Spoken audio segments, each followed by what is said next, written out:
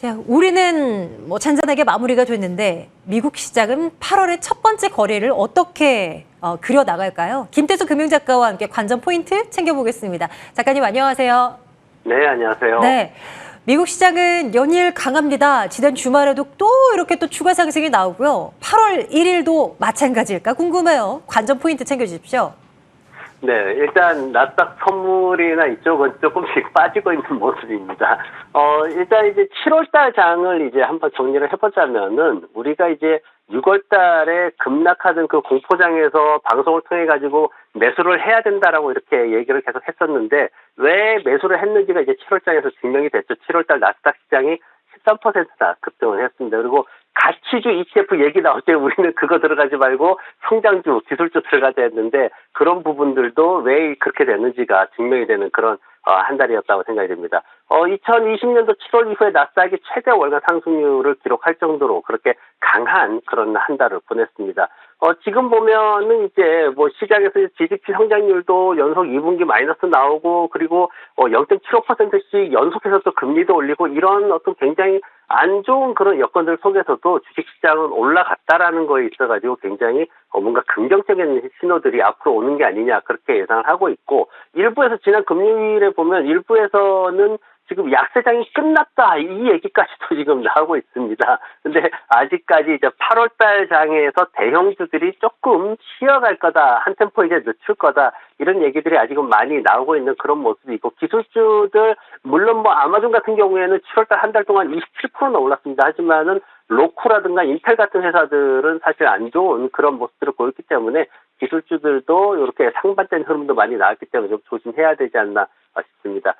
그리고 지금 금리에 관해서도 이제 얘기들이 많은데, 이제 FOMC 회의가 9월 20일, 그리고 11월 1일, 그리고 12월 13일, 요렇게 시작이 됩니다. 이틀 동안 시작이 되는데, 이제 3번 남았죠. 근데 앞으로 연준에서 올리겠다라는 금리는 1%포인트가 남아 있습니다. 9월 달에 0.5 아니면 그 이후에 0.25씩 2번 뭐 이렇게 예상을 하고 있는데 근데 지난 금요일 날 조금 다른 얘기가 또 나왔어요. 뭐냐면은 CME 그룹에서 이제 시장 조사 기관이죠. 여기에서 나온 얘기가 9월 달에도 4연속으로 0.75%포인트 올릴 거다. 뭔가 분위기가 형성됐을 때 노동시장이 잘 받쳐줄 때 연준에서 강력하게 그렇게 진행을 해가지고 인플레이션을 급락시키려는 노력이 나올 수 있다. 뭐 이런 얘기도 좀 나오고 있기 때문에 그런 부분들도 앞으로 좀 지켜봐야 될 것 같습니다. 오늘 밤에 이제 나오는 게 ISM 비제조업, 3일 수요일 날 나옵니다. 오늘 밤에는 이제 제조업 지수가 나오고 3일 수요일 날 비제조업 PMI가 나오는데 요게 한 3% 이상 하락할 것으로 그렇게 예상이 되고 있습니다. 지금 서비스 쪽이 좀 살아줘야 되는데 서비스 쪽이 위축이 되면은 오미크론 재확산되는 거하고 맞물려가지고 조금 안 좋게 분위기가 형성될 수 있어서 이런 것도 좀 조심해야 되는 상황이고요. 그리고 주간 신규 실업수당 이번 주에 이제 목요일 날 또 발표가 되겠죠. 이게 한 4천 건 늘어서 26만 건까지 나올 것이다. 뭐 이렇게 예상하는 데도 있고 다른 데서는 한 1,000건 정도 감소할 거다. 뭐 이렇게 예상도 하고 있습니다. 이제 데이터가 실질적으로 나와 봐야지 정확하게 알 수 있을 것 같고 다만 이제 26만 건을 올라서게 되면은 조금 불안 심리가 조금 강해질 수 있고 하지만 아직까지는 그래도 노동시장이 잘 버티고 있다라는 분위기는 유지가 될 것 같습니다. 그리고 이제 비농장 급여 이번 주에 그 노동시장 관련된 것들이 굉장히 많이 나와요. 거의 매일 나오는데 5일 금요일 날 이제 비농장 급여 나오는데 이게 꽤 많이 떨어질 것으로 예상이 되고 있습니다. 12만 2천 건 지금 많게 보는 데는 그 정도고 또 적게 보는 데는 또 몇만 건 얘기도 나오고 하지만 분명한 거는 꽤 큰 폭으로 떨어진다라는 겁니다. 그래서 이런 것들에 대해 가지고 노동시장이 흔들리는 모습이 나오지 않도록 우리가 잘 지켜봐야 될 것 같습니다.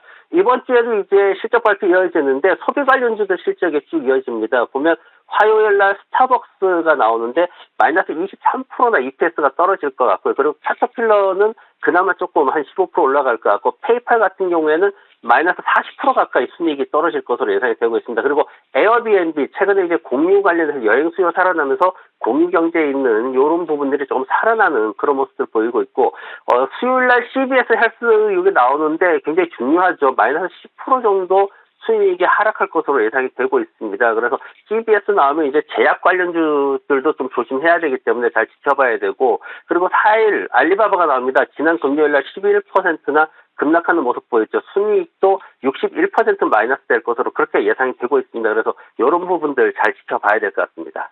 네. 자, 이제 유망한 기업 하나 또 살피러 가겠습니다. 성악개미 분들 뭐 시작 어렵습니다만 그래도 이런 종목 가지고 있다면 괜찮을 것 같다. 오늘은 어떤 기업 공부할까요? 네, 오늘은 제가 그 천연가스 업종에서 하나 기업을 가져와 봤습니다. 바로 엑셀레이시라는 그 에너지 기업을 가져왔는데 EE를 코드로 쓰고 있습니다.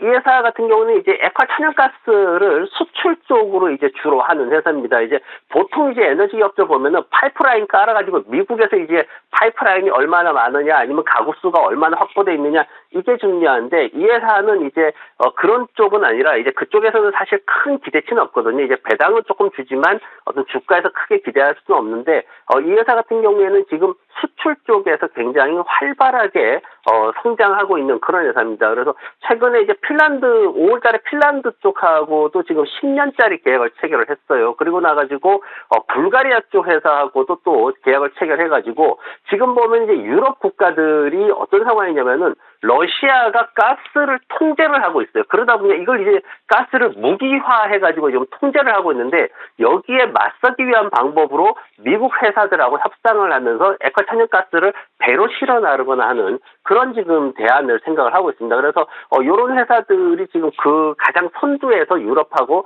협상을 하고 있는 회사고 이 회사 같은 경우에는 뭐 세계에 뭐 워싱턴이나 아니면 뭐 마닐라, 도하, 뭐 두바이 할 것 없이 호치민 이렇게 할 것 없이 동남아시아부터 유럽, 미국까지도 다양하게 지사를 두고 수출을 하고 있는 그런 회사고 이 천연가스 쪽이 이제 일반 분들이 미국의 천연가스 이러면 굉장히 이렇게 좀 답답한 정체되어 있는 그런 이미지를 갖고 있는데 사실 미국의 천연가스 쪽은 가정용이나 이쪽으로는 굉장히 정체되어 있습니다. 하지만은 산업용이라든가 아니면은 전기 생산용이라든가 이런 쪽으로는 굉장히 앞으로 성장성이 기대가 되는 상황이고 그리고 수출 쪽도 지금 굉장히 또 크게 성장할 것이다. 이렇게 기대가 되고 있어서 이런 회사들처럼 수출 중심으로 하는 회사들은 성장이 굉장히 빠르게 진행이 되고 있습니다.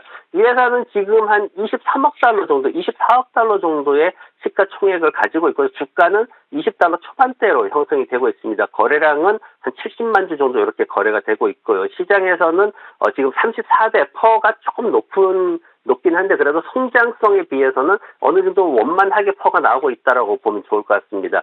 재무구조 관련해가지고 보면은 최근에 1분기에 매출액이 엄청나게 뛰는 그리고 순이익도 많이 뛰는 그런 모습 보였어요. 그러면서 지난해 전체 50% 이상을 벌써 이렇게 1분기에 모두 만들어내는 그런 모습 보였습니다. 특히 또 2분기에는 어닝 서프라이즈도 지금 많이 기대를 하고 있고 순현금도 지금 1억 달러 이상 보유하고 있어서 굉장히 안정되게 영업을 하고 있습니다. 그래서 이 회사의 어떤 차트를 보면은 좀 최근에 지난 이제 6월달 이후에 조금 하락하는 모습 보였어요. 그래서 목표가는 1차적으로 30달러 정도 보는데 한 30% 조금 넘게 기대치로 봅니다. 왜냐하면 지금 이제 8월달에 조금 쉬어가는 분위기가 있기 때문에 이런 종목들을 이제 좀 골라보는 거고 선절매가는 아래쪽에 20달러 30센트 지난번 저점 수준으로 잡으면은 편안하게 투자를 하실 수 있을 것 같습니다. 네. 방금 8월은 쉬어갈 것으로 예상이 돼서 이런 말씀 주셨는데요. 8월 한 달간은 미증시 지난 7월 마지막 주처럼 막 엄청 막 속도 빠른 그런 반등 이런 걸 기대하기는 조금 어렵다고 우리가 이해를 해도 괜찮을까요?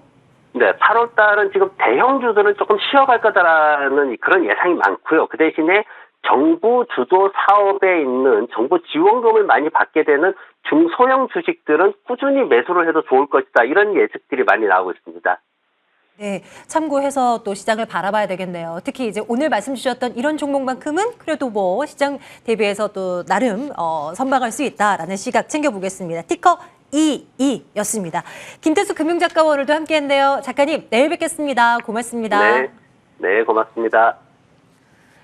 네, 8월의 첫 번째 거래 이렇게 마무리가 됐습니다. 내일은 조금 더 힘을 낼 수 있을까요? 막판에 외국인들의 수급이 많이 개선돼서 좀 기대를 걸어봅니다. 내일도 같은 시간에 뵐게요. 고맙습니다.